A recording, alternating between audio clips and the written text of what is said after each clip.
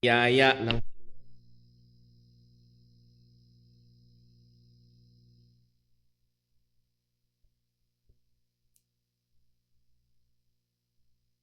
ating serye ng pag-aaral about Baptist distinctives. We are on the fifth and second to the last na distinctive ho na ating pinag-aaralan. At kagaya nung sinabi ho natin sa simula ng ating lesson, I hope we are not forgetting na itong mga katangian na ito ay maaaring masumpungan sa iba't ibang mga denominasyon, pero collectively, ang mga Baptist churches ay nagtataglay ng mga katangian na ito. So muli ay ito ho ay napakaganda. At we can answer the question, well, bakit ka Baptist? Well, hindi lang dahil papaluin ako pag hindi. O kaya doon kami lumaki. O kaya wala tayong hindi natin alam. But ang punto nito, we stand by conviction not on the religion but on the truth of Scripture. At yun yung atin hong binibigyang pansin ho dito. Well, so before we continue, tayo ho muna ay manalangin. Let us pray. Panginoon naming Diyos, aming Ama sa langit, aming pinupurit, pinapasalamatan ka.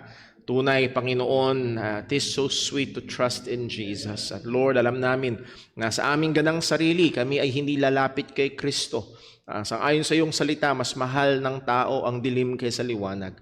Ngunit ikaw, O Diyos, ikaw ang naging mahabagin at mabiyaya na kumilos sa amin, nagbukas ng aming mga mata, nagbigay sa amin ng liwanag upang makita namin ang kaluwalhatian mo sa mukha ng aming Panginoong Hesus at kami sumampalataya sa Ebanghelyo sa ikaliligtas. Purihin ka, Panginoon, at kami na iyong mga iniligtas ay inutusan mo na patuloy na lumago sa biyaya at kaalaman at pagkakilala sa iyo at sa iyong kalooban. Nawa, O Diyos, tulungan mo nawa kami as we seek to obey your word, na kami ay lalo pang lumalim, ay pagpalain mo po nawa ang aming pag-aaral. Lord, alam mo po ang aming desire, hindi ang mapatunayan na tama kami o hindi ang maitaas ang sino mang grupo, but Lord, na makita namin kung ano ang katotohanan sa iyong salita at sumunod kami sa iyong salita.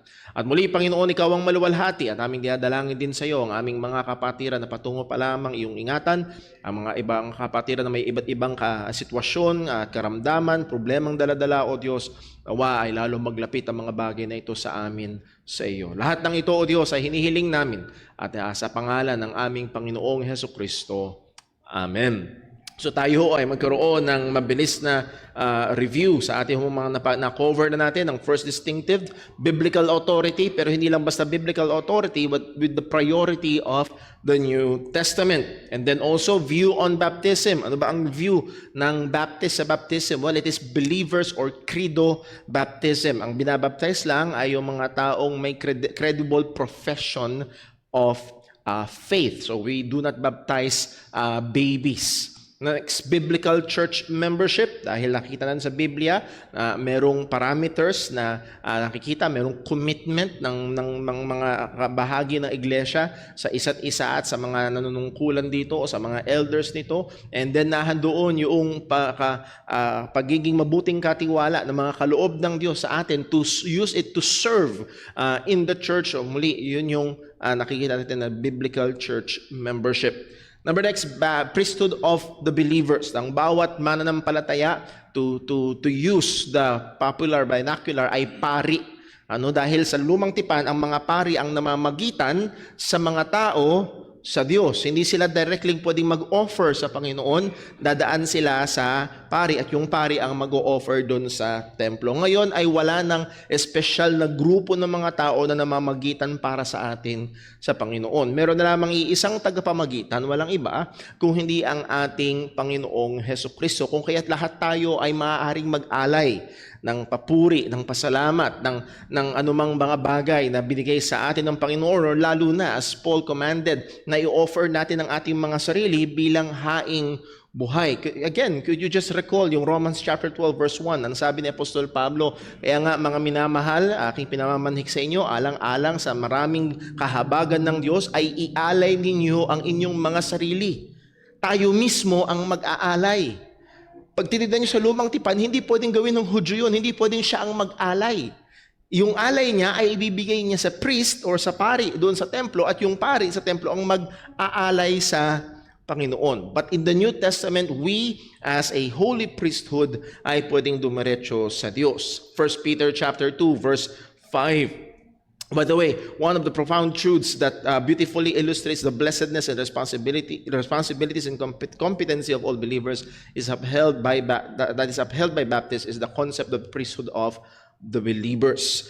Ang sabi ni Peter sa 1 Peter chapter 2 verse 5, ye also as lively stones are built up a spiritual house, unholy priesthood, to offer up spiritual sacrifices acceptable to God by Jesus Christ. So this is all believers, hindi ang pastor, kundi lahat ng mga mananampalataya, ang sabi, are a holy priesthood to offer up sacrifices. Mag-aalay tayo ng mga hain sa Panginoon sa pamamagitan ng ating Panginoong Hesukristo. So anong ibig sabihin nito? And we borrow yung sinabi ni J.B. Fesco. The doctrine of the priesthood of all believers states that all believers in Christ share in His priestly status.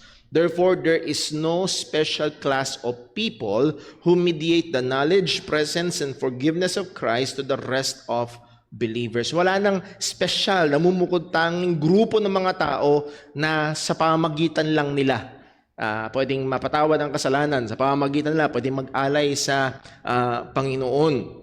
Hindi lamang yun na sinasabi rin nito na and all believers have the right and authority to read, interpret, and apply the teachings of Scripture. At yun yung isa sa mga binigyan natin ng pansin ng mga nakaraan nating pag-aaral. That is, in our prayers in Christ, every believer is a priest and can come to God to offer up worship, thanksgiving, and prayers. Pwede tayong lumapit sa Diyos, mag-alay ng ating mga panalangin, humingi ng tulong sa Panginoon. The priesthood of the believer is seen especially in the ministry of intercessory prayer. We pray for other people. Now, kabahagi dyan yung soul liberty. Soul liberty is the responsibility that all believers share to understand and obey God's requirements for themselves. Muli, nung lumang tipan ay merong mga propeta. God speaks kadalasan through prophets. Ngayon naman, sa bagong tipan ay meron tayong kalayaan at kakayahan sa biyaya ng Diyos na tignan, basahin, pag-aralan at i-apply ang salita ng Panginoon. This duty cannot be delegated or assigned to another believer. Hindi natin pwedeng, ikaw na lang ang sumamba sa Diyos para sa akin. Hindi pwedeng, ikaw na lang ang sumunod sa Diyos para sa akin. Makikisakay na lang ako sa points mo. No, each individual believer is personally responsible for understanding and obeying God. Ang bawat Kristiyano ay may responsibilidad na maunawaan, alamin ang kalooban ng Diyos at sundin ito. As priests of God, every individual believer have access to God through the Lord Jesus Christ.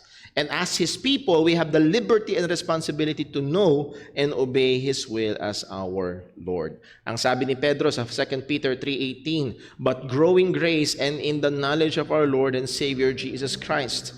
And kung naalala nyo, tinignan natin, yung word na grow dyan is in the present tense. Ang ibig sabihin, keep growing in grace and in the knowledge. Keep growing in the knowledge. Ang punto, individual believers are duty-bound to pursue growth in the knowledge of God. Ang bawat Kristiyano ay may obligasyon. Hindi lamang ang pastor ang may obligasyong mag-aral ng Bible.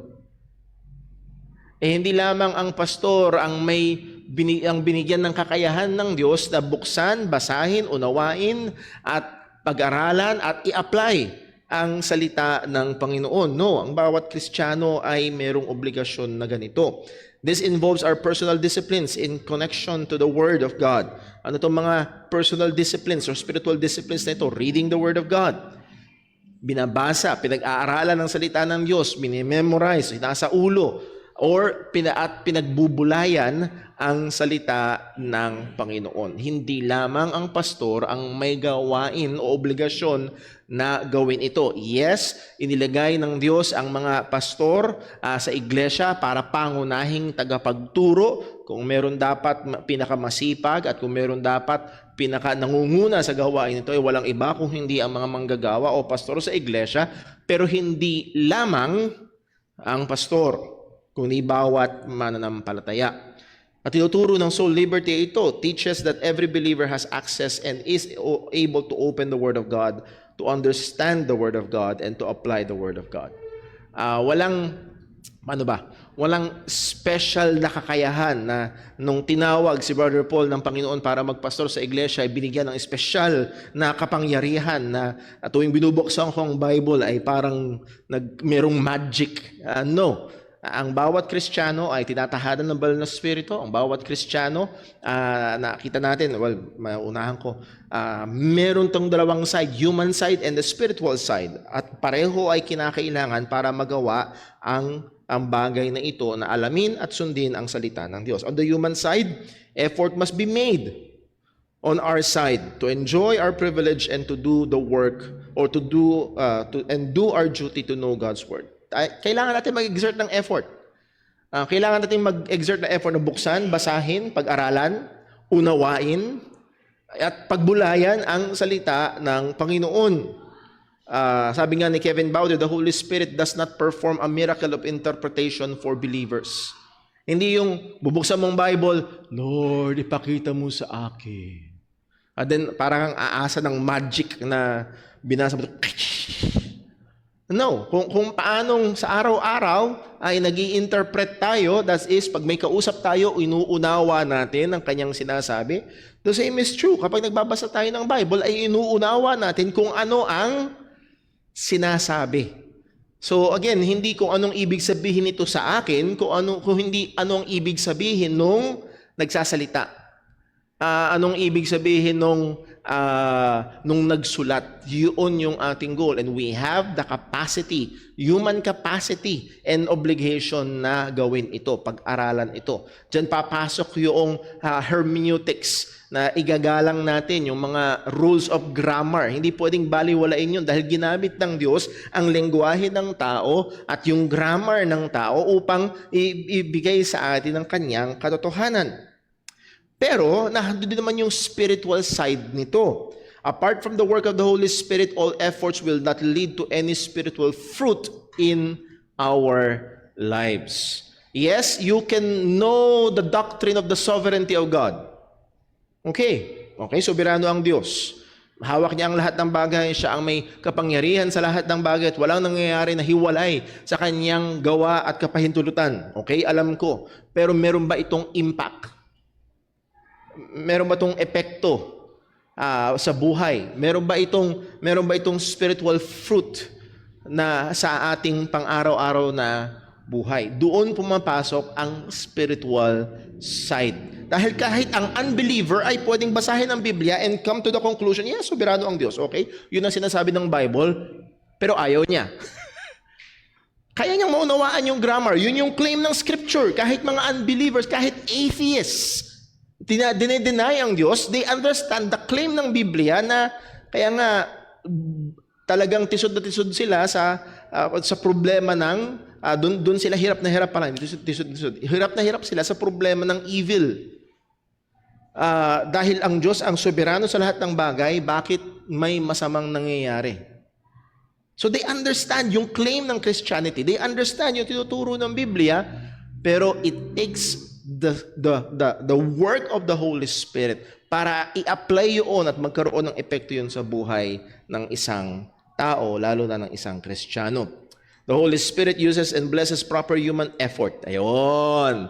Yung proper human effort ay ginagamit at pinagpapala ng Panginoon. Now, gusto ko maging malinaw sa atin, hindi limitado ang Diyos sa human effort. Pero hindi baliwala ang human effort. Nakakuha niyo ho ba? Huwag nating sabihin na, baka pangyarihan ng Diyos kahit hindi ako mag-aral. Well, yes, baka pangyarihan ng Diyos kahit hindi ka mag-aral, kahit nga isang asno o donkey ginagamit ng Diyos. Pero hindi ka donkey. Hindi tayo donkey. Pwedeng gamitin ng Diyos ang isang donkey, ano niya donkey? Asno, o parang isang uri ng horse breed, o isang uri ng parang kamag-anak ng kabayo. Nagsalita yung donkey sa lumang tipan. Pwedeng gamitin ng Diyos yun.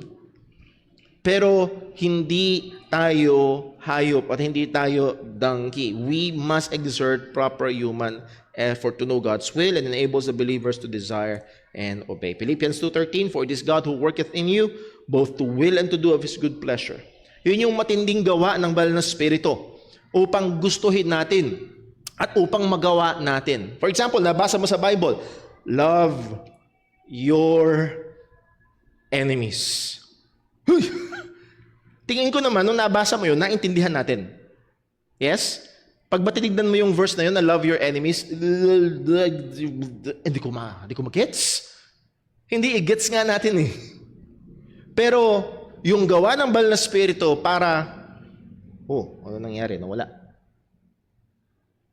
Ayun, sa akin lang pala nawala. Yung gawa ng banal na Espiritu para gustuhin natin at magawa natin yung kanyang kalooban. Nakuha ho ba natin? So, hindi parang pag binasa ng unsaved or ng tao ang Bible ay parang jumbled letters, puzzle, na foreign language na, no, pwede mo unawaan. Nandun yung human effort. Pero yung kilos ng banal na Espiritu para siyain at magawa yung kanyang kalooban, yun yung spiritual side. So nakita ho natin yung individual soul liberty. Meron tayong liberty na lumapit sa Panginoon at meron tayong liberty na malaman at sundin at i-apply ang salita ng Diyos. Na hindi nangangailangan ng special group or elite group of people na mamagitan. So dito tayo sa pang-5 na Baptist distinctive, and that is congregational church government. Ayan. So paano nga ba tumatakbo ang church? Ayan. Ano ang governing factor na nagro-rule sa church para tumakbo ang church? And yes, ito ay isang lokal na iglesia at bilang isang lokal na iglesia, ito ay hindi may kakala, ito ay isang organisasyon. At paano tumatakbo ang organisasyon na ito? Congregational church government. Now, meron tayo dapat na meron muna tayong mga basic presuppositions. Ipinapalagay natin. When we study this, meron tayong mga katotohanan na ipinapalagay, na totoo ang mga bagay na ito. Number 1, that Jesus Christ is the head of the church no matter how it is organized. Ito ang katotohanan. Whatever church government yung atin hong tinitingnan at meron tayong bibigyang pansin na 3 na madalas dating makikita. At maaaring may iba't ibang version ito or combination nito sa ibang mga local churches or denomination. Pero ang hindi natin pwedeng ikaila ay ang katotohanan na si Jesus ang ulo ng iglesia. Okay? Malinaw ho ang sabi ng Colossians 1:18, and He is the head of the church, or He is the head of the body, the church. So ang body, ang katawan ni Kristo ay ang iglesia ng ating Panginoong Kristo, at ang ulo ay hindi ang pastor. Hindi ang ministro. Nawala yung video ninja. Dahil lang ho Sorry po. Para nawala doon sa atin hong mga nakatunghay sa online. Okay. Okay na po? Very good. Thank you very much po. So He is the head of the church, the body, who is in the beginning, the firstborn from the dead, that in all things He might have the preeminence. Na sa lahat ng bagay, si Jesus ang may pangunguna o may kataasan. He is the preeminent one. Siya ang pinakamataas. And that means, lalo na sa loob ng church, dapat si Jesus ang pinakamataas. And therefore, hindi po pwede, walang church government structure na dapat na merong mas mataas walang church structure na pwedeng tanggapin na merong mas mataas kaysa kay Jesus. Na winawalang bahala ang pagiging head ng ating Panginoong Hesukristo. Next. Any perspective or approach to church organization that diminishes the headship of Christ over His church is not expected to have a substantial biblical support. So anumang mga view ng church organization na nagpapababa o nag-aalis ng pagiging head ni Kristo sa kanyang iglesia ay hindi marapat na tanggapin at walang sapat na suporta ng Biblia. Pangalawa na presupposition natin. Number 2, the visible church consists of everyone who follows Jesus Christ as both Savior and Lord, regardless of whether they subscribe to our specific church governance structure. Okay. For example, let's just presuppose ng JCBC ay congregational. Tapos merong mga ibang mananampalataya na ang kanilang kaparaanan ay Presbyterian. O yun namang iba ay Episcopalian. Ito yung tatlo na titignan natin na form. Paano nagfa-function yung denominational or church government nila. Kung ang isang church ay tunay na Kristiyanong iglesia, maaaring kakaiba ang church government nila, pero sila ay tunay pa rin na mga na iglesia ng ating Panginoon. Next, in exploring this issue, it is vital to be charitable towards our Christian brothers and sisters who practice alternative forms of governance. Again, hindi natin igagalang kung mali yung church form of government. Kung meron silang ginagawang mali, hindi natin igagalang yung mali, pero mamahalin pa rin natin yung ating mga kapatid sa Panginoon. Dahil utos sa atin ng Diyos yun. So, kapatid sa pananampalataya ay dapat silang mahalin. So, let's be charitable in that. Number 3, some organization is always necessary in a church or in any church. Hindi pwedeng walang organisasyon. Dahil pag walang organisasyon, ano mangyari? Gulo. Okay? And God is not the God of chaos. He is the God of order. At merong kaayusan. And makikita natin sa Biblia na merong kaayusan. So every church must have some form of leadership structure, formal or informal. Merong mga churches, wala kaming pastor. Pero still, kahit meron pa rin mga nagli-lead. Maaring informal, pero meron pa rin nagli-lead. There is a form of structural leadership. There can be no such thing as pure democracy. Ang resulta nun ay pure chaos. Bahala tayo kung anong gusto natin. Yun yung ibig sabihin ng pure democracy. Hindi na kinukonsider ang sinasabi ng Biblia. Ang kinukonsider lang yung sinasabi ng karamihan. Okay? No, that is not the case. Hindi pwedeng yung gusto ng 51 ay sasagasaan yung 49. Hindi rin. Hindi yun ang nagdedetermine. Hindi kung sino yung mas marami. So, hindi tayo democratic form ng church government. Pero, makikita natin as we further sa ating pag-aaral, meron pa rin pagkakaiba ng democratic sa congregational. So, makikita ho natin yung mga bagay. So, wait for further na pag-aaral ho natin. Sa Hebrews 13 verse 17, anong sabi? Obey them that have what? Meron bang nagro-rule? Yes. Meron bang structure, organizational structure? Yes. Merong kailangan mag-submit yung mga members sa church. For they watch for your souls as they must give account. Meron bang responsibilidad at meron bang accountability yung mga nagro-rule? Yes. May pananagutan din sila. So muli, makikita natin na merong organization, na merong structure. Hindi pwede na wala. Bahala tayo kung anong gusto natin, padamihan lang ng boto. No. So, merong organizational structure. To make matters as simple as possible, we can summarize by asking 5 simple questions. Meron tayong 5 tanong, at depende sa sagot natin sa 5 tanong na ito, medyo parang diagnostic question ito, parang doktor, anong masakit? Nasaan yung masakit? Nasa likod, nasa gitna ng tiyan, nasa gilid ng tiyan, tumatagos sa likod. And so, naalala ko ho noon, sino ba yung dinala namin sa ospital? Basta, hindi ko maalala kung hindi yung isa sa mga anak namin ay Sister Jonah. And then, sumakit yung dibdib ko. And then, nandun na rin naman kami, patingin ako nagkumonsulta ako doon sa ER doctor. Sabi niya, yung bang sakit tagos hanggang likod? Hindi naman ho. Wag ho kayo mag-alala. Malamang ay muscle cramp lang ho yan.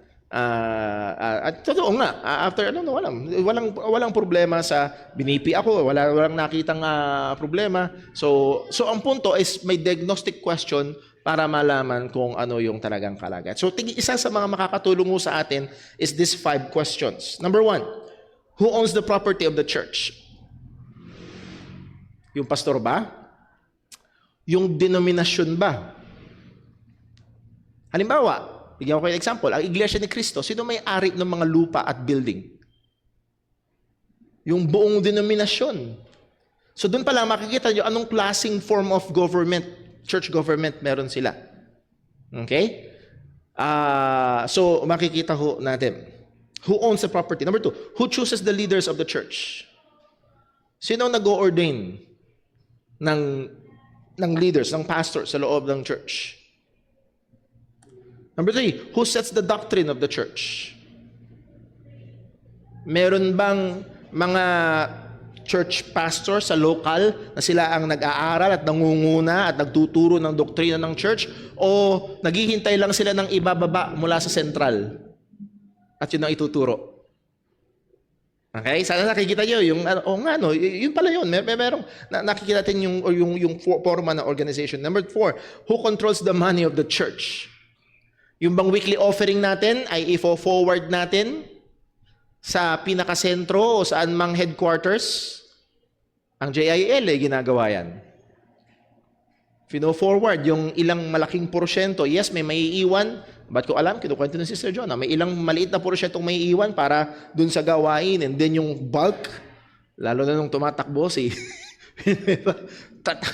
pupunta doon sa pinaka-headquarters. Okay?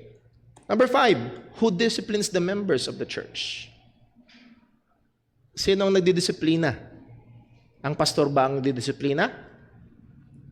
Ang buong iglesia? O meron bang kailangan muna ng permit mula sa higher office? Mga tao sa taas para maisulong? So these are 5 questions na very practical at magre-reveal at magpapakita sa kung ano yung church governmental structure na meron tayo. Why? Because all of these questions will require na kailangan ng sagot, at yung sagot nito ay magre-reveal, meron bang nangunguna, yung bang church ay autonomous, o yung bang church ay merong group na kabilang siya dito at nananagot siya at nakapailalim siya dito. So no, the way we answer these questions determines what kind of church government we have. So medyo kung kayo ay nag-iisip-isip na, mukhang meron tayong paraan ng church government. Why? Dahil ginagawa natin ang mga bagay na ito.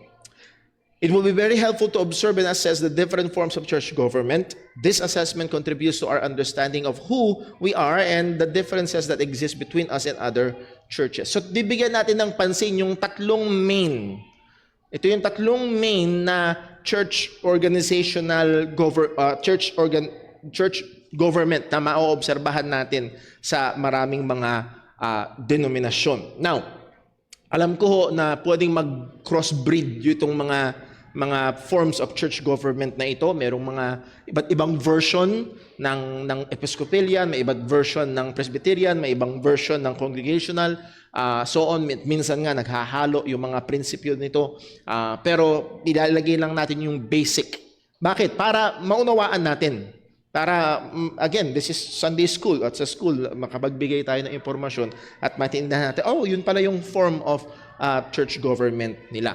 Bakit tayo hindi ganun? Or at the same time, bakit tayo ganun sa at least maunawaan natin. There are 3 major forms of church government, and that is letter A, Episcopalian or Episcopal, letter B, Presbyterian, and letter C, Congregational. These are the 3 main forms of church government na maoobserbahan natin. So una nating tingnan is Episcopalian or Episcopal form of church government. The word Episcopal is from the Greek word episkopos. Napag-aralan natin minsan yan, which is often translated in the English Bible as bishop.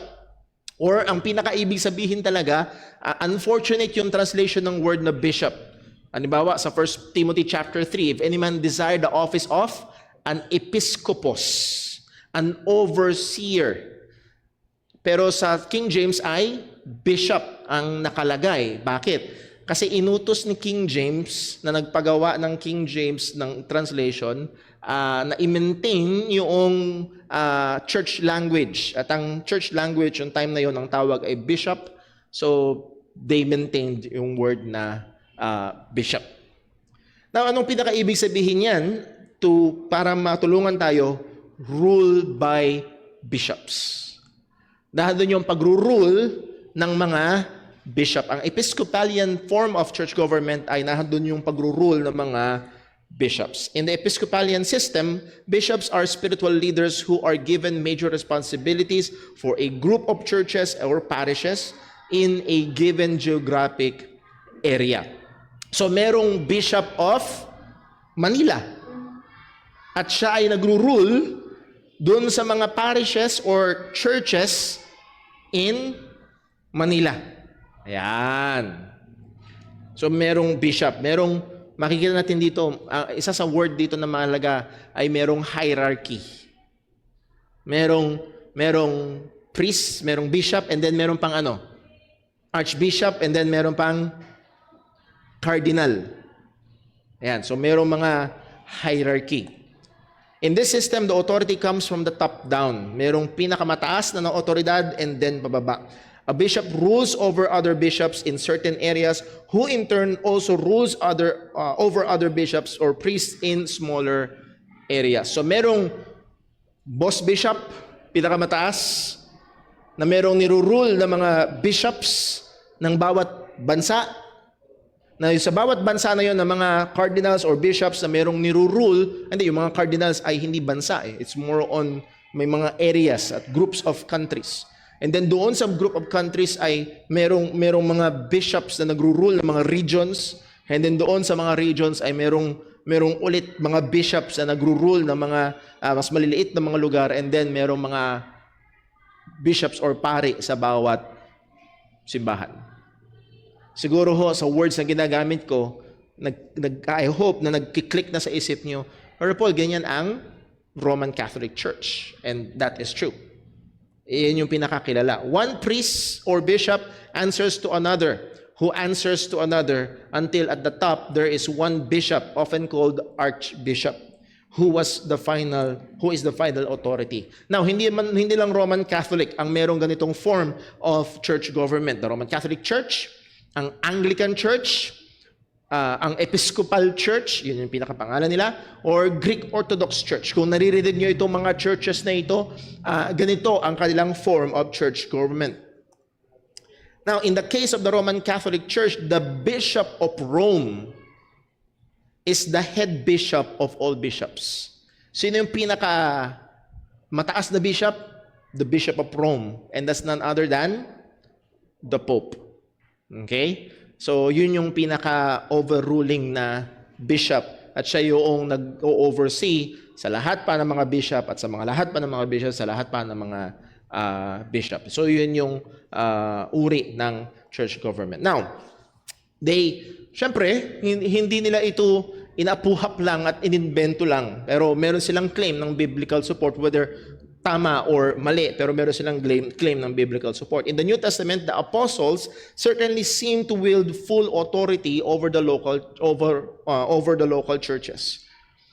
Merong mga talata sa Biblia na nagsasabi, halimbawa, ang sabi ni Apostle John, we are of God, and everyone that is of God listens to us. Kami ay sa Diyos, at lahat ng sa Diyos ay nakikinig sa amin. So dapat makinig kayo sa amin. Ang punto ho doon na madalas ay ginagamit, ang mga apostol ay merong otoridad sa mga iglesia. Sulat ni Apostol Pablo sa mga taga-Korinto. Ang Korinto ay isang local church at sumulat siya, ito ang dapat niyong gawin para i-deal yung mga problema. So may authority si Apostol Pablo doon sa church at Corinth. May problema sa church at Ephesus, sinulatan din ni Pablo. May problema sa church at Philippi, sinulatan din sila. So merong authority mataas na nag-exercise ng kanyang authority sa iba't ibang mga churches. Ayan. Yun yung isa sa mga tinitingnan nila, ito yung model na sinasabi nila. When they speak, the churches must obey because the apostles speak with the authority of Christ Himself. Yun naman yung totoo. Because they are the revelation bearers of God. They are Jesus Christ chosen witnesses. Ye shall be witnesses unto me, sabi ni Kristo. And they have that apostolic authority. At pag nagsalita sila, ang mga mananampalataya, ang iglesia ay dapat ay makinig. So they exercise authority. Often, a form of apostolic succession is exercised. Dito na pumapasok Okay? Brother Paul, kung nagkakamot ka ng ulo, Brother Paul, hindi naman sila apostol Ayan. Dito na pumapasok yung kanilang paniniwala na merong apostolic succession. Nasang-ayon, hindi ito paninira, at ang the best na example na pwede natin gamitin siyempre ang Roman Catholic Church. Yun yung meron tayo dito sa ating bansa by and large. Hindi ito paninira, ito ang official na doktrina ng Roman Catholic Church na ang mga papa or yung pope ay a direct successor of Peter. Nandun yung apostolic succession. So in a sense, therefore, meron siyang apostolic authority. At kung ano yung sabihin niya, dapat paniwalaan ng lahat ng mga Roman Catholic churches. Dahil siya yung tumatayong representante ni Kristo, and then siya rin yung may apostolic authority. Again, hindi ho yun paninira, yun ang katuruan ng Roman Catholic Church. So, ganun nagtatranslate. Nakita nila sa Bible na mga apostol ay may authority, and then ang claim nila, yung authority na yun ay transferred. Una ay doon sa pinaka-pope, and then doon sa kanilang mga archbishop, cardinals, archbishop, and so on. Divine authority was passed from Christ to the apostles and especially to Peter, and from them, it was handed down to the next generations, and so on. By the way, ang doktrina ng Roman Catholic Church ay, hindi na ako update, nawala sa isip ko, anong pangalan ng Pope ngayon? Si Pope Leo. Okay. Hindi siya successor nung nakaraan. Siya ay successor directly ni Peter. Yun yung, parang weirdo naman nun, Brother Paul. Yes, kung paanong weirdo rin para sa kanila na yung ostia at katas ng ubas ay nagiging literal na dugo at laman ni Kristo, yung transubstantiation. So, again, tumatalon. So, hindi siya successor ng tao, kundi successor pa rin siya ng Apostol Pedro. Yun ang kanilang pananaw. Now, pros. Ano nga ba yung pros nito? Pag tinignan natin, it is very ancient.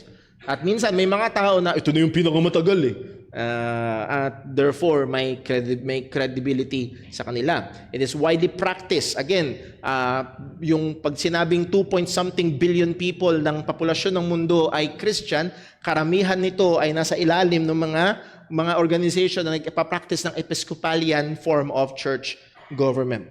Next, produces strong leaders. Dun sa taas, merong isang matinding impluwensya, kapangyarihan na nangunguna, and unifies diverse churches. Nagpapa-unify ito. Nagkakaroon hindi mali, nagkakaroon ng quote-unquote pagkakaisa. Nakuha niyo? Dahil yung sinabi ng pinaka nasa taas, ang pinapatupad hanggang sa pinaka nasa baba. So merong form of unity. I'm not saying na tama agad, pero meron talagang form of unity na nakikita sa, at minsan yun yung pangtuya sa mga Baptist. Kayo mga Baptist, pare-pareho kayong Baptist, pero nag-aaway-away kayo. Kami mga INC, nagkakaisa kami. Maging sa pagboto. Kontrolado. Di ba? Kaya malakas ang kapangyarihan nila sa politika. So, again, these are maaaring mga pragmatic na mga pros, pag tinignan natin, na sadly, merong mga Baptist pastors na nagugustuhan yun. Parang, mga kapatid, nakakalungkot, merong mga Baptist pastors na gusto nilang magpatawag na bishop. Na para bang mas mataas sila sa pastor. No. That is being like Roman Catholic. That's not being like Baptist. Pag ginamit nila yung bagay na yun. Now, ano yung mga cons? Misunderstanding of the term bishop. Yung bishop ay hindi mas mataas sa pastor or elder. Sa New Testament, pag pinag-aralan, interchangeably ginagamit yung bishop, pastor, and elder. It's the same. Hindi mas mataas yung isang office kaysa sa iba. Okay? Number next, it stifles or medyo pinipigilan nito at hinahadlangan nito the priesthood of every believer. So ngayon ay meron ng grupo ng mga tao na espesyal na pwede at dapat daanan Paano mo malalaman ang kalooban ng Diyos? Hindi ka pwedeng magkaroon ng sariling interpretasyon o paniniwala tungkol sa salita ng Diyos. Kailangan mong paniwalaan kung anong sinabi ng Pope. Yun yung opisyal. Kailangan mong magpailalim doon. Clergy-laity gap. Sino yung clergy? Priests and up. Sino yung laity? Members and down. Merong malaking puwang. Again, we look at we hold to the priesthood of every believer. Mga kapatid, hindi mas mataas si Brother Paul kaysa sa inyo.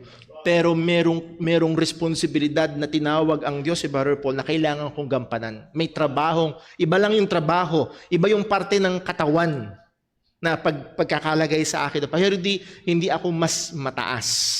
Hindi katulad sa Episcopalian, merong talagang mas mataas. And it tends to authoritarian leadership. Yun yung mahirap. Mga kapatid, historically speaking, almost always naaabuso ang otoridad na ito.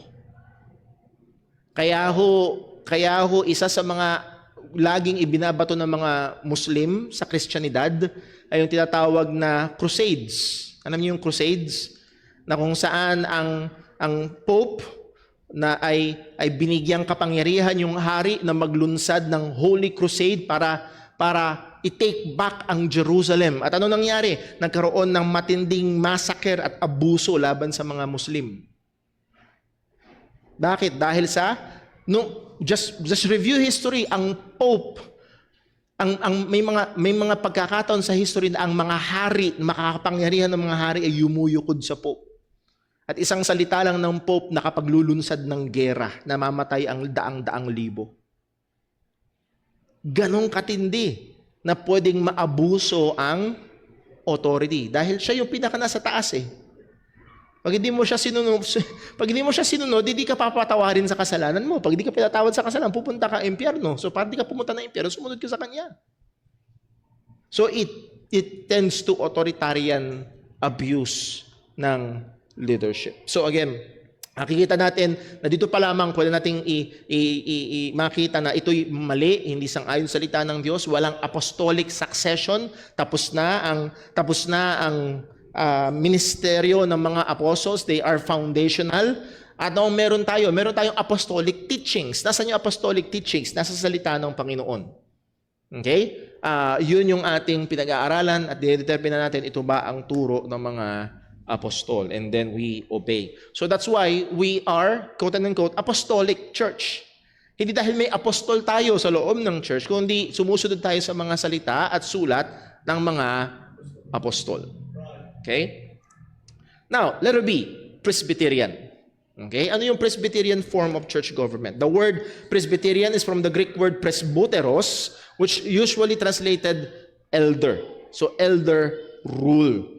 In this form of government, authority rests not with a single individual, but with a body of elders or presbyters, ruled by elders. Ito yung pagkakaiba. Kung sa Episcopalian, merong iisang tao na nasa taas, sa Presbyterian ay merong grupo ng mga taong nasa taas. Ayan. Merong grupo ng mga tao na nasa taas. So meron pa ring form of hierarchy, pero pagdating mo sa taas, hindi isa lang, kundi merong grupo ng mga presbyteros, na mga elders na nangangasiwa. Sabi ni Greg Whitcomb, isang Presbyterian, at the heart of Presbyterian church government lies the principle of representative polity or polity. Yung polity is church government. So merong representative. Tuloy natin. Usually the pastor and one of the lay elders represents the church to the local presbytery. So parang ganito, lahat ng Church of Santa Maria, lahat ng Presbyterian Church Santa Maria, yung pastor at isa pa, or at least isa o dalawa, o dalawa o tatlo sila na representative ng church, pupunta doon sa meeting ng mga Presbyterian sa Santa Maria. They will represent, itong tatlong to ay mag-represent sa local church na ito. And then, mula sa Santa Maria, meron ding magre-represent sa region ng buong, let's say, buong Bulacan. And then sa buong Bulacan, meron din magre-represent sa mga taga buong Region 3. Nakukuha niyo yun? Pataas ng pataas. And then meron ulit pipiliin ng mga magre-represent ng buong Luzon o siguro Luzon, Visayas. Merong silang hanggang sa tinatawag na General Assembly. Representatives from the presbytery serve at the regional synod. So meron silang synod as regional.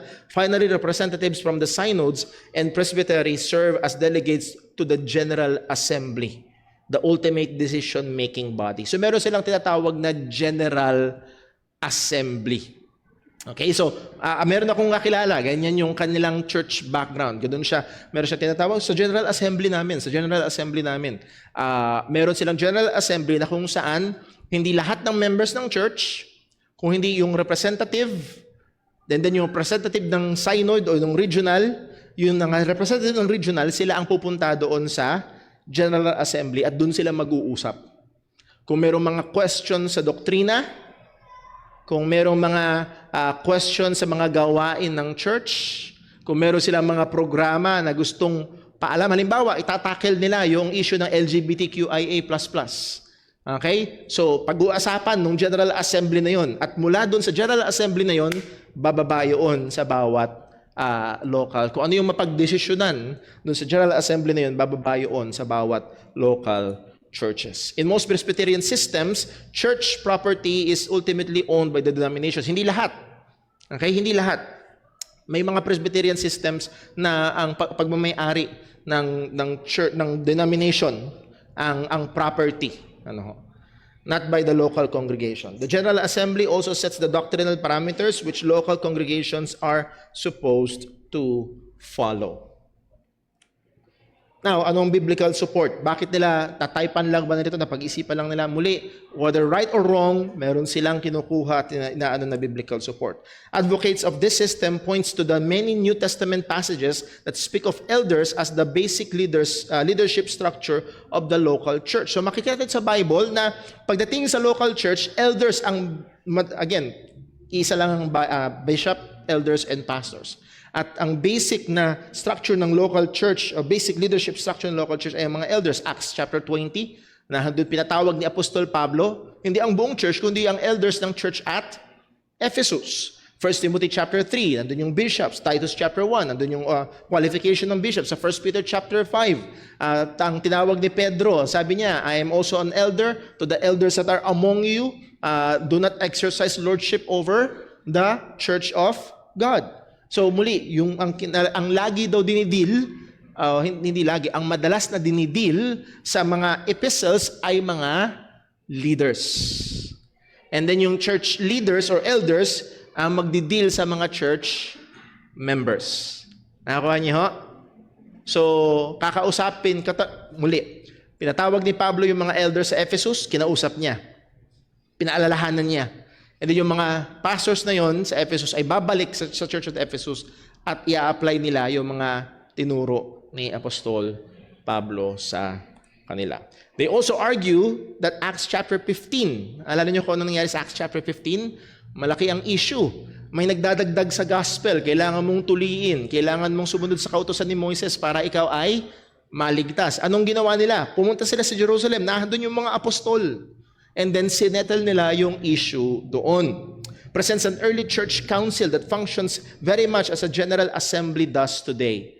So yun yung sinasabi nila, okay, kung paano sa Acts chapter 15, pumunta doon si Paul at si Barnabas, at nahandoon yung iba pang mga apostol, at nahandoon pa yung mga ibang church leaders, at pinag-usapan nila yung issue, at sinettle nila yung issue, at nung nasettle nila, nagpadala sila ng sulat doon sa mga churches na involved, and then clarify nila. So merong structure na ganon. Hebrews 13 verse 17 speaks of rulers who must be obeyed. Note, the Presbyterian system makes no claim to apostolic succession or to any kind of continuing tradition passed down across the centuries. So hindi sila kagaya ng Episcopalian na merong apostolic succession na kaya sila may authority, merong isang may authority over sa lahat ay dahil sila ang representante ni Kristo na representante ng mga apostol na representante ni Kristo, I should say. No, but again, ang goal nila is nakikita nila ay merong group of representing elders na nag-meeting o general assembly na para pag-usapan yung mga bagay-bagay patungkol sa church. Ano ang pros nito? Weight of biblical support. Kumpara sa Episcopalian, mas maganda yung biblical support na ito pag tinignan natin. Team minister concept. Merong team, merong pagkakaisa.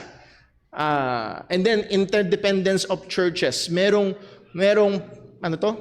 involvement, hindi stand-alone yung local church. Kung hindi, meron siyang mga kasama. Pwede silang magtulungan, pwede silang mag-effort together. Meron silang pagkakaisa at meron silang pagtutulungan. So, interdependence of churches. Now, ano isa sa mga cons nito? May restrain local church initiative. Ano ibig sabihin? Well, hindi ka pwedeng basta-basta gumawa ng action.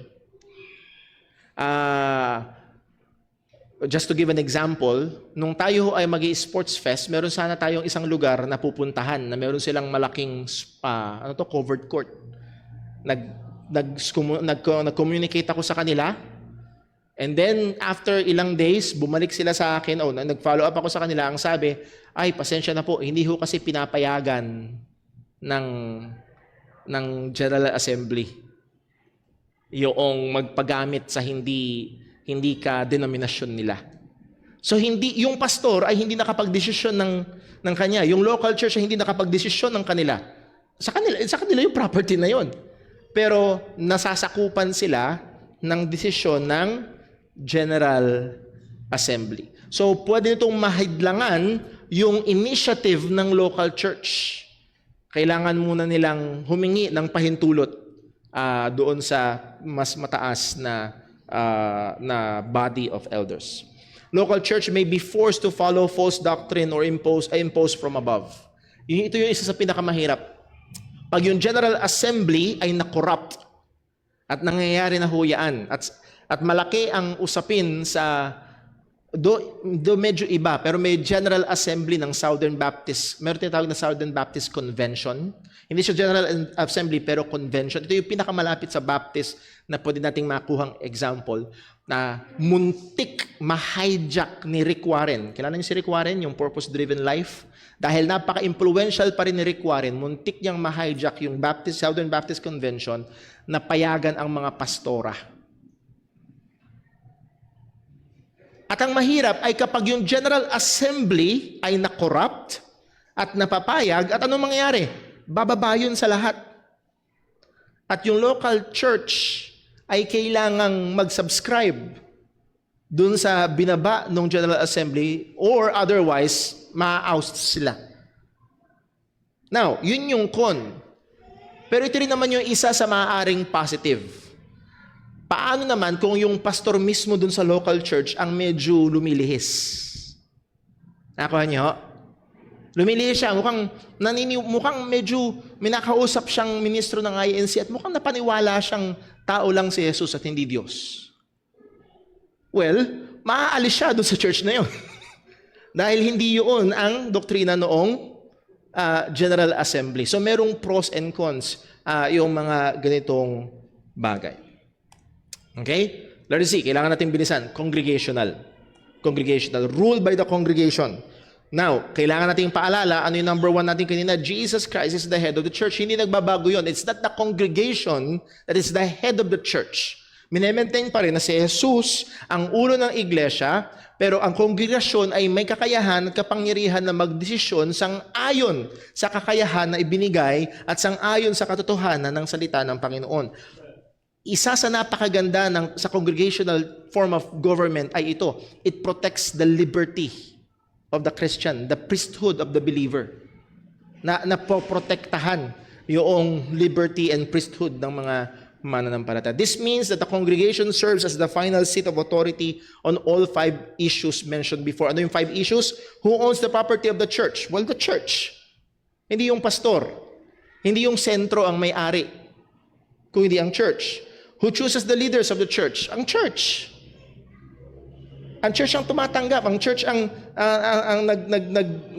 tumatanggap ng mga mangunguna dito. Who sets the doctrines of the church? Yung church kasama ng mga tagapagturo ng iglesia. Who controls the money of the church? Hindi ang pastor, ang church pa rin. Kaya tayo ay nagkakaroon ng business meeting, humihingi tayo ng pahintulot sa church. Kagaya nung parating nating YouthCon, humingi tayo ng particular na set of fund na gagamitin para sa parating na YouthCon. Ang church ang nagbigay ng pahintulot. Kung hindi pinahintulutan ng church, halimbawa, sinabi 5,000 lang. Well, yun lang ang gagamitin natin para sa YouthCon. And then we will work around it. Or we'll not work around it, we'll work with it. Number 5, who disciplines the members of the church? It's the church, hindi yung pastor. Hindi pwedeng i-weaponize ng pastor ang church discipline laban sa miyembrong nag-a-against sa kanya. Hindi yun, mga kapatid, ang church discipline ay hindi pamalo na pangbanta. Gusto mo? Ang church discipline ay kilos ng pagmamahal. At ang church ang gagawa nun. Anong sabi sa Matthew chapter 18? Pag hindi nagsisi, kasi pag sinama niyo yung mga saksi hindi nagsisi, tell it to the church. At pag hindi pa rin nagsisi, it's not just the pastor, but the whole church will count him as a publican. So, dito pumapasok yung ganda ng congregational church government. Sabi ni Charles Ryrie, that's a definition. Basically, the congregation form of government means that the ultimate authority for governing the church rests in the members themselves. Additionally, it also means that each individual church is an autonomous unit with no individual or organization above it except Christ the head. Okay? Hindi yung pinakamataas at pinakasikap na Baptist bishop ang nangunguna sa atin. Yung isang nabasa kong article, napakaganda, sabi niya, kahit may mga Baptist na para nagiging Episcopalian. Alam niyo yung Baptist pastor, tapos marami siyang churches na pinagpapastoran, mga satellite churches. Na siya yung, no, that's not biblical. Additionally, it means that each individual church is an autonomous unit. Ang JCBC ay hindi nananagot sa mas mataas na organisasyon sa atin. Pwede tayong maupo at mag-meeting at pag-usapan natin yung mga issues, pag-usapan natin yung mga doktrina as a local church. Yes, may mga issues na maaaring kailanganing humingi ng tulong, ng gabay, ng payo mula sa ibang mga churches, yung mga fellowship churches na tinatawag, but ultimately ang magdidesisyon ay ang church. Bakit? The building church natin to eh. Pera natin to eh. Pero still, natin to. Yes, sana makuha nyo. Yes, ito lahat ay sa Panginoon. Pero tayo mananagot sa Panginoon as a local body of believers. Amen. Congregationalism is the belief that local congregations are to govern their own affairs. So, halimbawa, hindi natin pinapakialaman yung ginagawa sa JCBC Pandi. Hindi rin naman tayo pinapakialaman ng mga taga-Pandi sa ginagawa natin. Iliban na lang siguro kung nakita ako ni Brother J Oliveros, yung pastor doon sa Pandi, na talagang lumilihis na. Pwede niya akong tawagin ng, Brother Paul, parang may problema. Pwede niya akong kausapin, pero ang magde-decide pa rin ay ang JCBC kung sakali, kung halimbawa, ididisiplina yung pastor kung kinakailangan o ano man yung mga ginagawa natin dito sa church. Hindi natin sinasabing walang pakialamanan. May pakialam tayo, pero yung authority ay nasa church. Now, kailangan natin i-clarify. Dalawa, dito tayo matatapos. Congregationalism is something misunderstood as being anti-denominational. Hindi tayo anti-denominational. What congregationalism opposes is any tendency by a denomination to control or interfere in the affairs of the local church. Okay? May denomination tayo. We are, by denomination, are Baptist. At pinag-aaralan natin kung bakit tayo Baptist. Pero wala tayong hierarchy ng mga nasa taas natin. At huwag nyo din isipin na si Brother Paul sa church si Brother Paul ang pinakamataas. No. Actually, si Brother Paul ay, in the biblical sense, ay minister. Ibig sabihin, servant.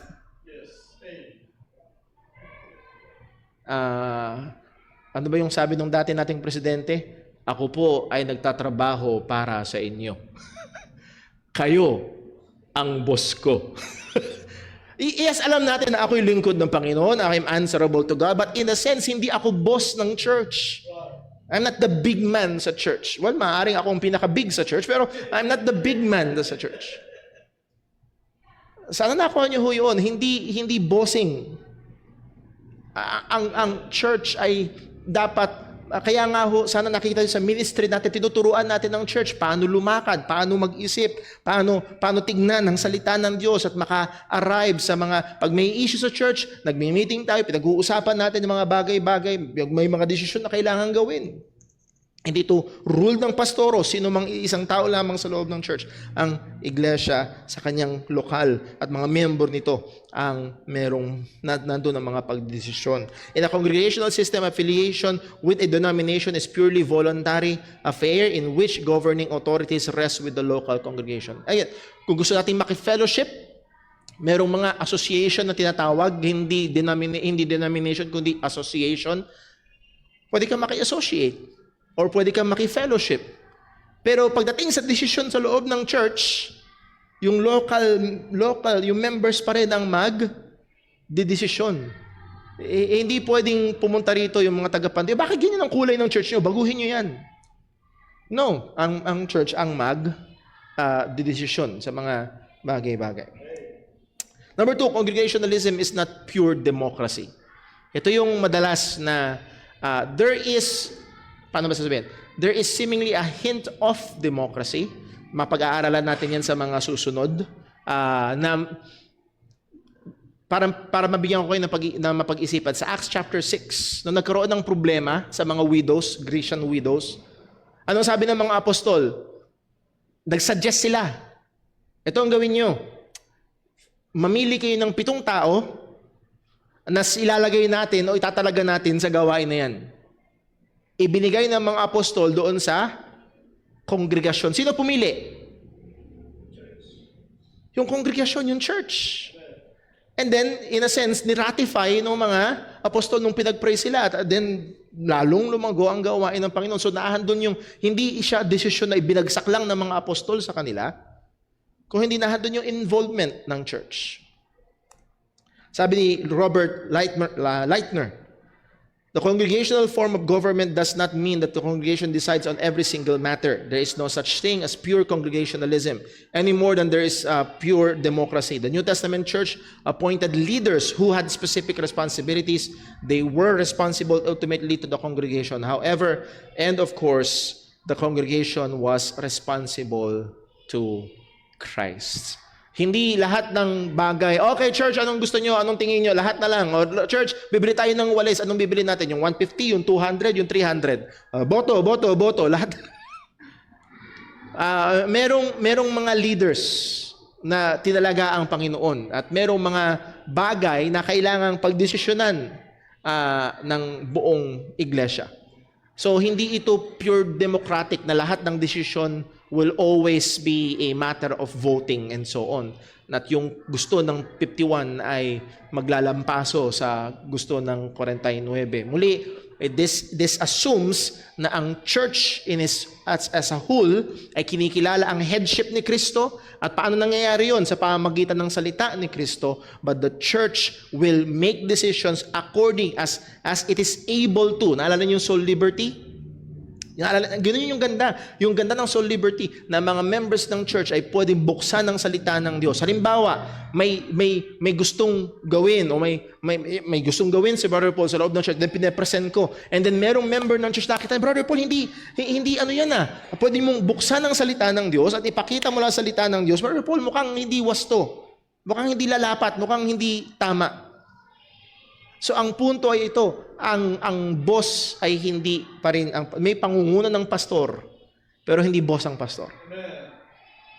May pangunguna ng elders, but the head is Christ. But also the church makes decisions. So yun yung congregational form of government. Doon tayo matatapos at medyo mas may details pa sa susunod. Pero sa ngayon, meron ho bang may tanong? Burboy. Pakintay lang po yung mic.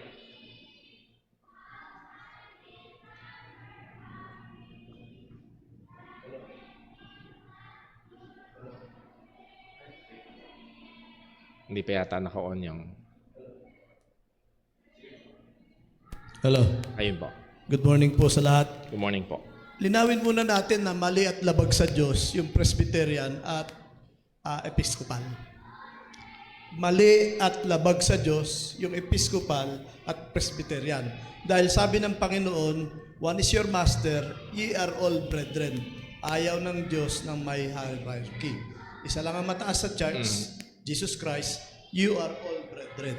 So mali at kasalanan sa Diyos yung presbyterian at episcopal. Pero may banggit ng presbytery sa Bible. Sa Apo. Ang overseers. Oh, yun lang. Apo. Yun lang yun. It's the same as pastor, Okay. bishop, elders. Apo. So that answers the question. Ngayon, yung tungkol doon sa ruler o submit yourself to them that have the rule over you. Ginamit sa akin to ni Gormley, Brother Carl Gormley. Na ang katwiran niya, dahil siya ang pastor ko, sa kanya ako dapat maniwala. Dahil siya will give account for my soul. Ang tanong ko, paano kung yung pastor ay mali? Alam ko from the Bible na mali yung turo niya. Kalooban ba ng Diyos na maniwala ako sa turo niya kung alam ko mali? Hindi po. As we have studied, yung soul liberty, na ang Kristiyano, bawat miyembro ay may obligasyon at kakayahan na buksan, basahin, pag-aralan at alamin ang kalooban ng Diyos, katotohanan ng Panginoon sa kanyang salita at ito i-apply sa kanyang buhay. So, hindi tama na sabihin ng miyembro ng church, yung kasi ang turo ni pastor, no. I hope, at yun yung sinusubukan nating i-develop dito sa church na kaya nyong ibuksan ng Biblia, yun kasi ang sabi ng salita ng Diyos. And again, yes, may rule, may authority, pero ang authority ng pastor ay hindi lalabas sa sinasabi ng salita ho ng Panginoon. And ang sabi ng mga apostol, judge ye, we ought to, whom we obey. We ought to obey God rather than man. So ang ating head, ang head ng church, ang head ng iglesia ay hindi ang pastor, walang iba kundi si Kristo. At ang bawat miyembro ng iglesia ay may obligasyon na sumunod kay Kristo. I hope ang sinusunod nyo ay si Kristo, hindi ang pastor. At kung kayo nandun sa kalagayan, yung kasi sabi ni Brother Paul well, nandun kayo sa sinusunod nyo yung pastor. No, pastor yan. No, we must be Christian, we obey Christ, and sana muli, hindi dahil sabi ni Brother Paul, kundi ito ang sinasabi ng salita ho ng Panginoon. So, i-conclude ko ngayon na yung tinatawag na church unity ay hindi united sa doktrina o stand ng pastor. Yes. We should be united sa katotohanan sa kasalita ng Diyos. Yes, well hopefully, and ang ating ang assumption doon, hopefully yung pastor ay faithful enough sa kanyang duty na siya ay nag-aaral, nag-aayos ang pag-handle ng salita ng Diyos and pine-present niya. Yung katotohanan niya hindi ibinabagsak sa church kung hindi nililid ang church. Ito yung pag-aaral. Kaya tayo dumating sa katotohanan na ito, and the church is convinced not of the pastor but by the word of God. Parang mga Bereans, they search the scriptures daily if those things were so. And then pag na-convince ka, you're not convinced na it's the pastor. No, it's the scripture. Nahandun tayo sa pagsasubmit sa salita ho ng Panginoon. At doon yung unity natin. Doon yung pagkakaisa natin. At hindi sa pastor, sa gusto ng pastor, kundi sa sinasabi ng salita ng Panginoon. Unity in falsehood is a false unity. Hindi tama at hindi huyaan wasto. Baka meron pa ho. I see, Brother Toto.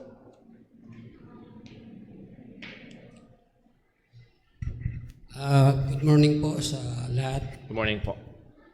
Agree po ako sa sinabi ni Brother Boy. Disagree po ako dun sa PAL at saka sa evangelical. Presbyterian. As Presbyterian. Apo. Kasi yun yung mga mataas sa kanila, yung mga leader talaga nila. Lalong-lalo na po dun sa tinatayuan nilang verse na Hebrews 13:17 na yun, na dapat tayong sumunod sa rule over you. May mga leader kasi po na kahit mali na po yung ginagawa nila, tinitindigan nila kasi sila yung head ng church. Pero ito naman po ang tanong ko, sa congregational church, may mga congregation po kasi na hawak nila ang pastor. Parang ang pastor ba ay sunod na lang sa member. Lang masunod kahit na mali na po yung gusto nila.